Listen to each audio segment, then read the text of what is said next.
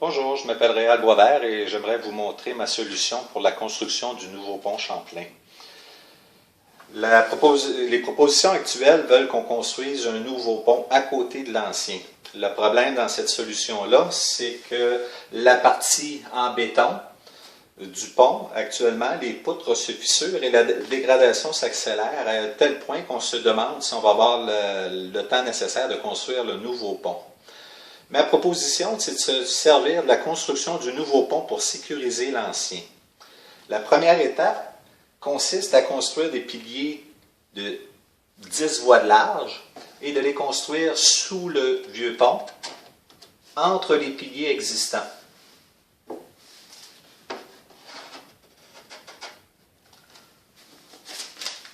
On vient de sécuriser le pont ici parce qu'on a réduit la portée entre les piliers de moitié. Donc la charge est répartie sur 2 fois plus de piliers et les vieilles poutres qui se fissurent sont maintenant sécurisées. Ces piliers-là peuvent sûrement être faits rapidement. La deuxième étape, on construit 4 nouvelles voies, 2 de chaque côté.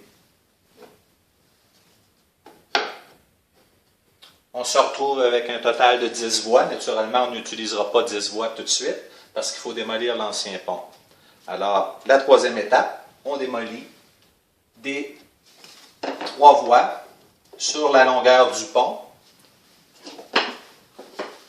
et on vient construire 3 nouvelles voies qui vont s'appuyer seulement sur les nouveaux piliers et on fait ça sur toute la longueur. On se retrouve avec un total de 10 voies. On va faire la même chose de l'autre côté, donc on n'aura jamais moins de 7 voies. On ne réduit jamais la quantité de voies pour la circulation. Lorsque c'est fini, c'était la 4e étape d'un côté, on fait la même chose de l'autre. Et ensuite, la dernière étape, on démolit les vieux piliers. Alors, on se retrouve avec un pont entièrement neuf, d'un bout à l'autre. Et pour la section en acier, on applique sensiblement la même méthode. Les avantages, c'est que le pont est sécurisé rapidement. On n'a jamais de réduction du nombre de voies pour la circulation. Les approches à chaque bout du pont sont exactement les mêmes, elles sont tout simplement élargies. Il y a moins d'impact écologique parce qu'on refait le pont exactement au même endroit.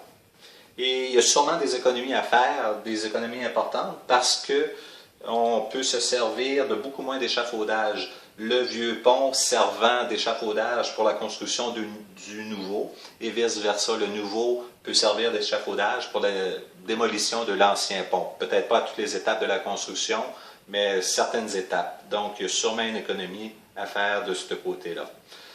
Donc, si vous avez des commentaires, moi je ne vois que des avantages à cette méthode-là. Si vous avez des commentaires, j'aimerais bien que vous les fassiez. Merci beaucoup.